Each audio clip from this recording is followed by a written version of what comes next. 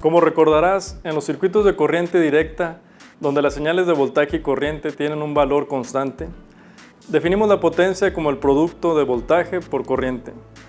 Y en el caso de una resistencia, para calcular la potencia, se puede sustituir el voltaje de acuerdo a la ley de Ohm, que es corriente por resistencia, quedando como la multiplicación de la corriente al cuadrado por la resistencia. Otra forma de calcular la potencia es sustituyendo el valor de la corriente por el del voltaje.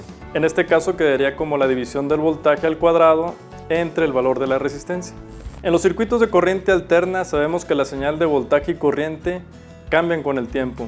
Ya no son señales de un valor constante como en corriente directa. Incluso pueden tener un desfasamiento entre ellas. Debido a estas diferencias entre una señal de corriente directa y una de corriente alterna, podemos hablar entonces de dos formas de potencia en corriente alterna. Una de ellas es la potencia instantánea, que es simplemente el producto del voltaje por la corriente en el tiempo, ya que al variar las señales de voltaje y corriente, la potencia también tendrá valores distintos en momentos específicos del tiempo.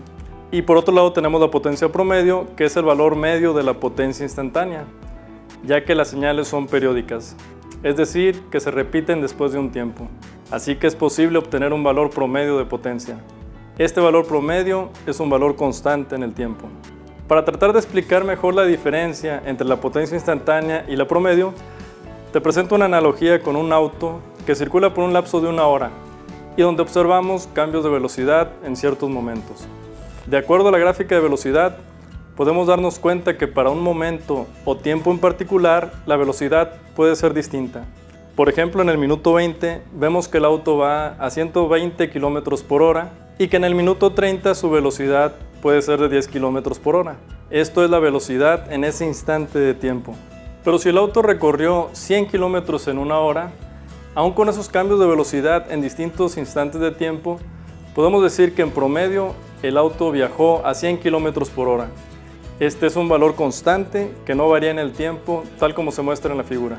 De manera similar, podemos comprender las dos formas de potencia en un circuito eléctrico de corriente alterna.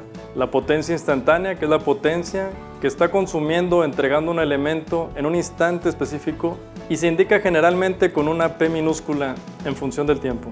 Y la potencia promedio, que en un elemento de un circuito determinado es el valor medio del valor instantáneo de la potencia. Este es un valor constante independiente del tiempo y se indica generalmente con una P mayúscula. En algunos equipos electrónicos, como por ejemplo los de sonido, normalmente nos especifican la potencia promedio máxima que el equipo o el elemento puede manejar. Comúnmente los equipos electrónicos traen una etiqueta en donde se especifica la potencia promedio máxima que puede soportar. En este caso, es una bocina que soporta un máximo de 120 watts. Hay que considerar que la potencia promedio que consume un equipo en particular puede variar en función del uso. Sin embargo, el fabricante del aparato lo que nos indica en la etiqueta es la potencia promedio máxima a la que puede funcionar el equipo.